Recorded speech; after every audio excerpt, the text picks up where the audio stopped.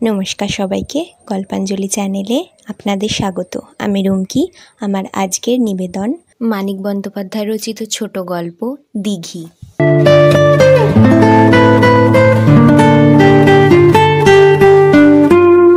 সন্ধ্যার কুয়াশা নামছে, ছাড়া ছাড়া কুয়াশা আলতোভাবে দিঘির জল ছুঁয়ে থাকে। আস্তে আস্তে পাক দিয়ে ওঠে, নড়ে চড়ে বেড়ায়। বাতাসে ভেসে গড়িয়ে গড়িয়ে চলে, জল মাটি ছুঁয়ে ছুঁয়ে। এপারে জমিদারের গোয়াল থেকে গাঢ় ঘুঁটের ধোঁয়া মন্থর গতিতে ছড়িয়ে পড়ছে। অদূরে গাঁয়ের চেহারা সন্ধ্যার ছায়া, কুয়াশা আর ঘুঁটের ধোঁয়ায় আবছা হয়ে এসেছে। দীঘল লম্বাটে দিঘি, চওড়া যে নেহাত কম এমনি তা নয়, লম্বার তুলনায় কম। দক্ষিণের পাড় বাঁধের মতো উঁচু, ওদিকে খুঁড়ে যেতে যেতে নাকি এক সারিতে তফাতে তফাতে 3টি দেবমূর্তিতে ঠেকে কোদালে বাঁধা পড়েছিল। সেই লাইনে সীমা হয়েছিল দক্ষিণ তীরের। বিশালতর চৌকোনা না হয়ে দিঘি তাই এরকম লম্বাটে হয়ে আছে। 5 পুরুষ আগে খোঁড়া দিঘি। জলজ উদ্ভিদে ভরে গেছে দিঘির বুক জলের নিচে। সকালে বেলা বেড়ে আর বিকেলে বেলা পড়ে এসে সূর্যের আলো যখন খানিক তেরচাভাবে পড়ে, টলটলে স্বচ্ছ জলের নিচে যেন এক অদ্ভুত গাঢ় সবুজ রহস্যপুরীর আবরণ খুলে যায়। উত্তর বা দক্ষিণ তীরে দাঁড়ালে এটা হয়, পূর্ব পশ্চিম তীরে দাঁড়ালে ঝলমলে আলোয় চোখে শুধু ধাঁধা লাগে।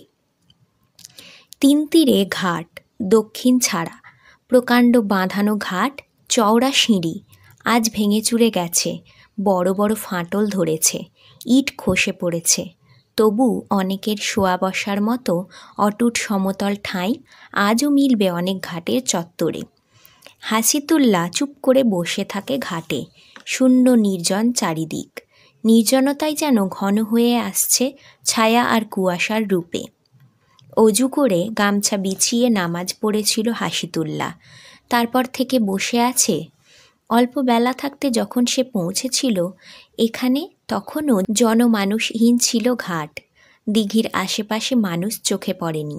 শিংভাঙা বুড়ো একটা গরু শুধু চড়ছিল দক্ষিণের উঁচু বাঁধে। গাঁয়ের দিকে 2-4 জন মানুষকে দেখা গিয়েছিল এদিক ওদিক চলাফেরা করতে। তারাও যেন লুকোচুরি খেলছিল আপন মনে। এ ঘরের আড়াল থেকে বেরিয়ে খানিক দৃশ্যমান থেকে আড়াল হয়ে যাচ্ছিল গাছপালা, ঝোপঝাড় বা অন্য বাড়ির পিছনে। দিঘির পানে কেউ এগিয়ে আসেনি, নারী পুরুষ ছেলে মেয়ে একজনও নয়। বেশি তফাৎ নয় গাঁয়ের এদিককার ঘর কখানা। মুখ হাত ধুতে জল নিতেও আসেনি মেয়ে পুরুষ একজন। দিঘির জল কি খারাপ হয়ে গেছে? বিষাক্ত বলে বর্জন করেছে সকলে? কি স্পর্ধা! দীর্ঘ পথ হেঁটে এসেছে হাসিতুল্লাহ, অনেক দূরের গাঁ থেকে। জমিদার ডাক দিয়েছে, জরুরি হুকুম, আজের মধ্যে এসে পৌঁছানো চাই যেমন করে হোক, কোনো অজুহাত চলবে না। এমনি আহ্বানের জন্য বাপের আমল থেকে প্রস্তুত হয়েই থাকে হাসিতুল্লাহরা। আরও আগে দিনে দিনে পৌঁছতে পারত হাসিতুল্লাহ। রওনা দিতে দেরি হয়ে গেল বিবির জন্য। তার বিবির জ্বর খুব বেড়েছে। জোরে জোরে একটানা হেঁটেছে, বিশ্রামের জন্য না দাঁড়িয়ে। বসে থাকতে আরাম লাগছে বেশ। খানিকটা অভিভূত হয়ে পড়েছে চারিদিকের অদ্ভুত স্তব্ধতা আর নির্জনতায়।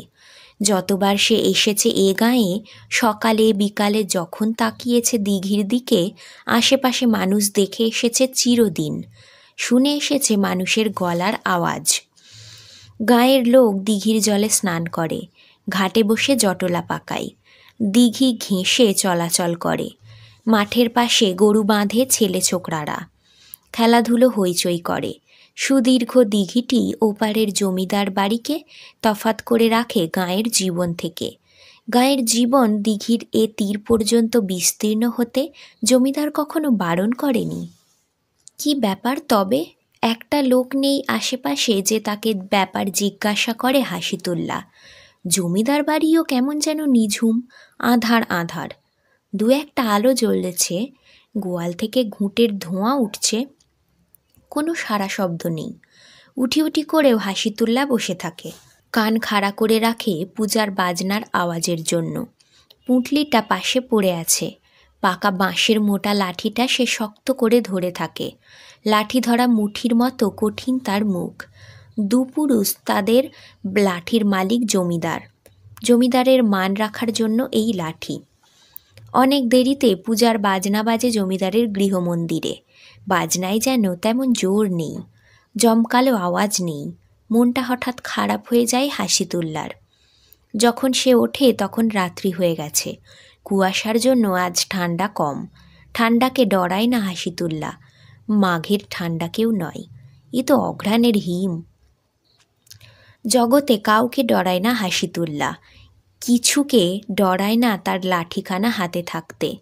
তবে কি না সন্ধ্যাবেলা জনহীন দিঘির ঘাটে গা ছমছম করে, সেই সব কিছুর জন্য যা জগৎ ছাড়া, তার জানা চেনা মাটির পৃথিবীর যা নয়। অমনি একটা কিছুর মতোই ছায়াটা কাছে আসে। একটু শিউরে ওঠে দেহটা হাসিতুল্লার। কবার সে তাড়াতাড়ি পলক ফেলে চোখের। ছালাম, মানুষের গলার আওয়াজ। হাসিতুল্লা স্বস্তি বোধ করতে থাকে। কনতে আইলা মিয়া? আরে হাসিতুল্লা নাকি? চিনবার নারলাম তোমারে। বোজেনালিরে চিনো? তুমি বোজেনালির চাচা? চিনছি। ইস্টিমারে তুমি পিটাইছিলা ফিরিঙ্গিটারে, হাজত গেছিলা। ছাড়া পাইলা কবে? বউ মিয়া হাসাইও না, কোন সালের কথা কাউ জানো নি? ছাড়া পাইলাম, নিকা করলাম, বেটা বেটি পয়দা করলাম দুগা। তুমি আজ জিগাও ছাড়া পাইলাম কবে? ঘুমায়নি ছিলা 2-10 সাল। আরও 3টে ছায়া এসে যোগ দেয় বোজেনালির চাচার সঙ্গে। এবার অন্য ভয় জাগে হাসিতুল্লার। কে জানে কি মতলব এদের। লাঠিটা সে শক্ত করে ধরে। পথ ছাড়ো, পথ ছায়রা দাও। পথ ছাড়াই আছে, নবাগত একজন বলে। পথ ঠেকাইছে কেডা? বোজেনালির চাচা বলে ভোঁতা সুরে। মন চাই যাওগা, ঠেকামু কেন? জিগাইলাম কি আইছো কেন? না আইলে ভালো করতা। বদ কাজে আইছো? ধানের পাওনা ভাগ মোড়া নিমু, মরুম বাঁচুম খোদারে জানাইয়া থুইছি। কয়ডারে মারবা তুমি? কয়জন রে ঠেকাইবা? মিছা আইছো ভাই, বদকামে আইছো, ফিরা যাও, ঘরে ফিরা যাও। আরেকটা ছায়া বলে, খাতির পাইবা না, মিছা আইছো। কত বন্দুক পুলিশ আনছে, তোমারে পাত্তা দিব? দিঘির ঘাটে 4 জন কয়েক মুহূর্ত নিঃশব্দ দাঁড়িয়ে থাকে। মাঝখানে একেবারেই যেন ঝিমিয়ে পড়েছিল। আচমকা মহা সমারোহে পূজার বাজনা বেজে উঠে, জমিদার বাড়ির ঢোল, কাঁসি, ঘণ্টা। হাসিতুল্লা যেন বুকে জোর পায় খানিকটা। বলে, নিমক হারামি করুম না। কার নিমক খাইছো তুমি? কিসের নিমক হারামি? হাসিতুল্লা নীরবে এগিয়ে যেতে চাইলে, তা মুখ খাইয়া যাও, যা মন চাই কইরো তুমি, তা মুখ খাইয়া যাও। পছাড়া যা, চিৎকার করে ওঠে হাসিতুল্লা। বাঁশের লাঠিটা বেকায়দায় ঘুরিয়ে দেয় মাথার ওপর দিয়ে। তারপর ছুট দেয় দিঘির উত্তর পূব কোণায় জমিদারের গোয়াল ঘরের দিকে। এরা খানিক দাঁড়িয়ে থাকে। ধিক্কারজনক একটা আওয়াজ করে নটবর বলে, কই নাই হালার পুত বুঝবো না, পাগড়ি বাঁধা চৌকিদারি কইরা খায়, আর একখান লাঠি দিয়া বউরে পিটায়, মস্ত মরদ। বলতে বলতে তার মাথা বিগড়ে যায়। ক্রুদ্ধ স্বরে প্রশ্ন করে, ফালডা দিয়া বিদলা না কেন হারামজাদারে? জাত ভাই বইল্যা, নামাজ করে বইল্যা? একটা লোহার রড ঘষে ঘষে একটা ডগা ছুঁচালো করে বর্ষার মতো মারাত্মক অস্ত্র করা হয়েছে। সেটা ছিল দরগা শেখের হেফাজতে। এ খোঁচা সয় না দরগা শেখের। হাতের ওই অস্ত্রটা দিয়েই সে ঘায়েল করতে যায় নটবরকে। রোজেনালির চাচা বাঁ হাতে বাগিয়ে নেয় ডান্ডাটা, ডান হাতে একটা চর কষিয়ে দেয় দরগা শেখের গালে। বলে, ইয়ের পুত, তোরে কইছিলাম কি? দরগা চুপ করে থাকে। তার বয়স মোটে 22-23। কইছিলাম না বউয়ের বুকে শেক দিবি, মানসায় আগুন জ্বাইলা, কামের কামে মন নাই, বিবাদ করে। তোমারে কই নটু বাই, যা তা কও কেন? জাত বাই, লাঠি দিয়া মাথা ভাঙব। জাত বাই। খানিক চুপ করে থেকে বলে, আল্লাহ। লেঠেল যত জমা হয়েছে কাছারি বাড়ির পিছন দিকে পুরনো মণ্ডপ চত্বরে, তার বহর দেখে বিশেষ আশ্চর্য হয় না হাসিতুল্লাহ। ব্যাপারখানা সে খানিক আন্দাজ করেছিল দিঘির ঘাটেই। কে না আন্দাজ করতে পারে আজকের দিনে? চারিদিকে অনেক ঘটনা ঘটছে, একরকম ঘটনা। এখানে আসর বসে যাত্রাগান, কবি কীর্তনের। মস্ত চৌকো পাকা ভিত, গোল গোল মোটা থাম, নিচু ছাদ, চারিদিক খোলা। বেড়া দিয়ে ঘেরা হয়েছে চারিদিক তাদের থাকার জন্য। স্টিমারের ডেকের মতো কাঁথাকানির বিছানা পড়েছে সারা মেঝে জুড়ে। একবাতের হানাদারি লাঠিবাজির ব্যাপার নয়। চারিদিকে কাছে দূরে গায়ে গায়ে বজ্জাতি জুড়েছে চাষি প্রজারা। ব্যাপার সোজাও নয়, সহজে মিটবারও নয়। লণ্ঠনের আলোয় চেনা চেনা মুখ খোঁজে হাসিতুল্লার চোখ। তার রক্তে সাড়া লেগেছে স্বধর্মী এতগুলি মানুষের কথাবার্তার গুঞ্জনে। এরা ছাড়া কে বুঝবে লাঠি খেলতে জানা লাঠিয়ালদের, লড়াইয়ে সৈন্যদের প্রাণের আত্মীয়তা। তারপর কয়েকটা চেনা মুখ, কয়েকজন জানা মানুষ মেলে, কিন্তু একটু দমিয়ে দেয় হাসিতুল্লার প্রথম উৎসাহ। এরা কেন তাদের দলে? এরা তো লড়াইয়ে লেঠেল নয়।